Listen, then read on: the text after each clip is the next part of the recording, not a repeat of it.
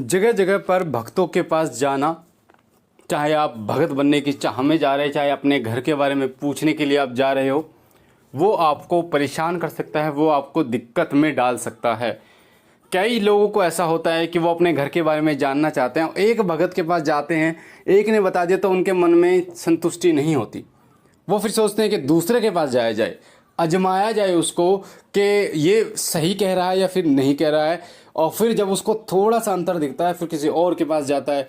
इस प्रकार से कई लोग भक्तों के पास भटकते रहते हैं, टाइम जो है वो काटते रहते हैं और फिर बोलते हैं कि मेरे घर में दिक्कतें ही दिक्कतें हैं।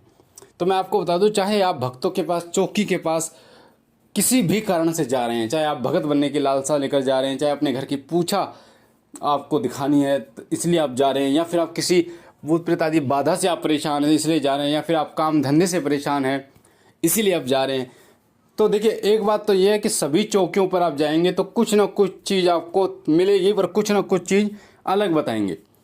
यानी सभी चौकियों पर एक जैसी चीज़ सामने नहीं आएगी कि वो आपको सेम डिट्टो बताए, ऐसा नहीं होगा। कुछ कुछ चीज़ मिलती जुलती होंगी और बाकी चीज़ें जो होंगी वो अलग होंगी। तो फिर आपको ऐसा लगेगा कि यार उसने तो ये बताया, इसने ये बताया, अब सही कौन है। फिर आप तीसरे के पास जाओगे, तीसरे की भी कुछ चीज़ें जो हैं वो मिलेंगी, कुछ नहीं मिलेंगी। फिर आपको संतुष्टि नहीं होगी कि यार ये मैच तो कहीं नहीं कर ही नहीं रही है जो जानकारी है, फिर आप कहीं और जाओगे। होता क्या है ऐसे, जब आप इस तरीके से भटकना शुरू करते हैं तो वहाँ से भी चीज़ें, वहाँ से भी जो शक्तियाँ हैं वो आपके घर में प्रवेश कर जाती हैं आपके साथ। यानी आपके घर में चाहे प्रेत बाधा की दिक्कत हो या फिर ना हो, पर जब आप चौकियों पर भटकना शुरू कर देते हैं तो वहाँ से भी कई ऐसी नकारात्मक चीज़ें जो हैं वो आपके घर में आपके साथ आ जाती हैं। और फिर आप चाहे प्रेत बाधा से परेशान थे या फिर नहीं थे, पर फिर आप होना शुरू हो जाते हैं और फिर आपको चौकियों पर भटकना ही है, क्योंकि फिर आपको दिक्कतें बढ़ती चली जाती हैं। तो ख़ास तौर पर उन लोगों के लिए मैं बता दूं जो अपने घर की पूछा दिखाना चाहते हैं। सबसे पहली बात तो ये कि सभी लोगों को आज के समय में ऐसा भ्रम हो गया है कि सभी के ऊपर मूठ चलाई जाती है। किसी के ऊपर किसी के रिश्तेदारों ने कर दिया, किसी के बहन भाई ने कर दिया, किसी के ससुराल वालों ने कर दिया, मायके वालों ने कर दिया। तो जो भी ये वहम है ये आप अपने दिमाग से निकाल दीजिए। हाँ, मानते हैं 1-2% होगा, पर ऐसा नहीं कि सभी करते हैं। 100% आप नहीं कर सकते। आप देखिए आपके पड़ोस में जिससे आपकी सबसे ज़्यादा लड़ाई होती है, आप बिल्कुल उसे देखना पसंद नहीं करते, पर फिर भी वो आपके ऊपर कोई तंत्र नहीं करता। चलिए उसे तो छोड़िए, उसकी आपके साथ इतनी लड़ाई होती है, पर क्या आपने उसके ऊपर तंत्र किया? बिल्कुल नहीं किया।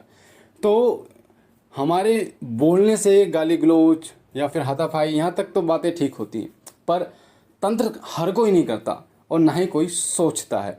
और दूसरी बात, जो इस प्रकार से तंत्र करने वाले लोग हैं, अगर कोई सोचता भी है करने के लिए तो जल्दी से नहीं मिलते, और मिलते भी हैं तो वो नहीं करते। तो इन चीज़ों को ध्यान में रखिए। अंधविश्वास की तरफ आप मत जाइए। अगर आप चौकी पे जाएंगे तो चौकी ऊपर अक्सर आपको ये सुनने को मिला है कि ये इसके घर वालों ने कर दिया, उसके घर वालों ने कर दिया, रिश्तेदारों ने कर दिया, इसी के घर में जो है सदस्य उन्होंने कर दिया, पड़ोस वाले ने कर दिया। तो इन चीज़ों से थोड़ा सा आप दूर रहिए। इनसे क्या मनमुटाव बढ़ने लगता है और धीरे धीरे आपके मस्तिष्क में भी, अपने दिमाग में भी नकारात्मक विचार पैदा होने शुरू हो जाते हैं। आप अपने घर की खुशहाली को छोड़कर, काम धंधे को छोड़कर फिर आप इन चीज़ों के पीछे भागने शुरू हो जाते हो। तो इन चीज़ों को आप ध्यान दीजिए। आप अगर किसी चौकी पर जा रहे हैं तो संतुष्ट होकर आइए, उसके बाद अलग अलग चौकी पर आप मत जाइए। किसी ने कुछ करवा रखा है, इन चीज़ों को आप दिमाग से निकाल दीजिए। बहुत ही कम ऐसा होता है, ऐसा नहीं है कि सभी जगह पर ऐसा होता है। अब दूसरी बात, अगर आप भगत बनने की चाह है आपकी, कि आप भगत बनना चाहते हैं, आप अलग अलग चौकियों पर इसलिए जा रहे हैं ताकि आप लोगों को परख सकें कि मैं इनको गुरु बनाऊं या फिर ना बनाऊं, या आप जानकारी लेना चाहते हैं, तो देखिए पहली बात मैं आपको बता दूं कि जितने भी चौकी लगा के लोग बैठे हैं वो सभी गुरुमुख होते हैं। और वो किसी को भी गुरुमुख जब करते हैं, पहले तो 1 साल 2 साल चक्कर काटना होता है उनके पास, खूब उनकी सेवा करनी होती है। ऐसा नहीं आप चले गए और आपको उन्होंने शिष्य धारण कर लिया, शिष्य आपको बना लिया, तो जैसे आप उनको परखते हैं ऐसे आपको भी वो परखते हैं। तो इसीलिए आपको 1-2 साल चक्कर काटने होते, तब जाके आप प्रार्थना करते हैं, उनसे विनती करते हैं कि मुझे अपने शिष्य बनाइए, मैं आपको गुरु धारण करना चाहता हूँ। क्योंकि वो भी जानना चाहते हैं, क्योंकि एक जो गुरु है वो शिष्य जब भी बनाता है तब उसको ये लगता है कि हाँ मैं इस व्यक्ति के बारे में जान चुका हूँ कि ये कौन है, कैसे है, इसका सब कुछ मुझे पता है, ताकि ये आगे जाके गुरु का नाम खराब ना करे। दूसरी बात ये, कई लोगों के मस्तिष्क में ये सवाल होता है कि बिना गुरु के तो कुछ होगा ही नहीं, बिना गुरु के तो सेवा नहीं करनी होगी, स्वीकार नहीं होती, बिना गुरु के तो पूजा स्वीकार नहीं होती, इष्टदेव की सवारी नहीं है। तो इन चीज़ों को अपने दिमाग से निकाल दीजिए। अगर आपको गुरु नहीं मिल रहा, अगर आपको ऐसा लगता है, तो सब कुछ छोड़ छाड़ के अपने इष्ट देव की सेवा में आप लग जाइए, उनके मंत्र जाप करने में लग जाइए, उनकी सेवा में लग जाइए, और उन्हीं की सेवा के माध्यम से आपको अनुभव भी होंगे, आपको शक्ति भी प्राप्त होगी, सवारी भी आएगी और गुरु भी प्राप्त होगा। इष्ट देव जो हमारे होते हैं वो हमारे पिछले जन्म में जो हमने सेवा की, पिछले जन्म के जो हमारे इष्ट देव होते हैं वही हमारे इस जन्म में भी होते हैं। उनके प्रति हमारा खिंचाव, लगाव वही होता है। तो जब आप उनकी सेवा करना शुरू कर देते हैं तो पिछले जन्म में भी आपका उनसे जुड़ाव था, तो वो आपकी विनती को बहुत जल्दी स्वीकार करते हैं। और अगर आप के गुरु नहीं और गुरु बनाना चाहते हैं तो मैं आपको बता दूं, 11 रुपये लीजिए, मंदिर में आपके जो भी इष्ट देव हैं, जो भी आपके इष्ट देव हैं, हाथ में 11 रुपये लेकर और अपने इष्ट देव का नाम लेकर ये बोलिए कि हे बाबा, जो भी मेरे गुरु हैं मुझे सपने के माध्यम से दर्शन दे, ताकि मैं उनको गुरु धारण कर सकूं। तो आपकी तमाम समस्याएं खत्म हो जाएंगी, आपके जो मन में असमंजस चल रहा है वो खत्म हो जाएगा। तो इसीलिए ये आप कीजिए उन 11 रुपये को, और ये प्रयोग आप कीजिए, 1 हफ्ते देखिए। अगर आपको दर्शन नहीं होते तो उसके बाद फिर दोबारा 11 रुपये उठा के रखिए, और जो पुराने वाले 11 रुपये उनका प्रसाद आप बांट दीजिए। तो इसीलिए सेवा कीजिए गुरु की। अगर गुरु नहीं है, इष्ट देव की सेवा कीजिए, जितनी हो पाए। उनके 40 का पाठ कीजिए, उनके मंत्र का जाप कीजिए, उनके बीज मंत्र का जाप कीजिए, उन्हें स्नान कराइए, उनका अभिषेक कीजिए, जितना हो पाए उतना आप कीजिए, अपनी सेवा में मग्न रहिए। बहुत सारे पिछले हमारे बहुत सारे उदाहरण हैं, धर्मग्रंथों में भी हैं, कि जिनके गुरु नहीं थे पर फिर भी उन्हें ईश्वर की प्राप्ति हुई।